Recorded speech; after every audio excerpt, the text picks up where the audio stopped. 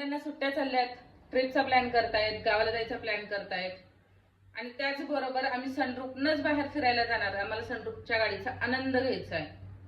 मग आनंद घेण्यासाठी सनरूफ मधून डोकं बाहेर काढणं गरजेचं आहे का? नमस्कार, मी ॲडव्होकेट श्रुतिका आणि मराठी कायद्यामध्ये तुम्हा सगळ्यांचं स्वागत करते.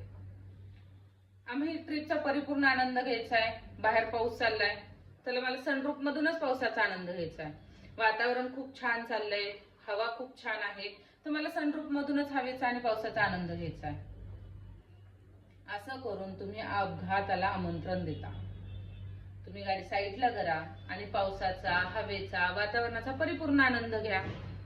तर मोटर व्हेकल ऍक्ट काय सांगतं? सेक्शन 184 नुसार ह्या सगळ्या गोष्टी करणं हे कायद्याचं उल्लंघन करणं आहे. तर याच्यासाठी तुम्हाला 1 वर्षाची कैद आणि 10,000 रुपये इतका दंड लागणार.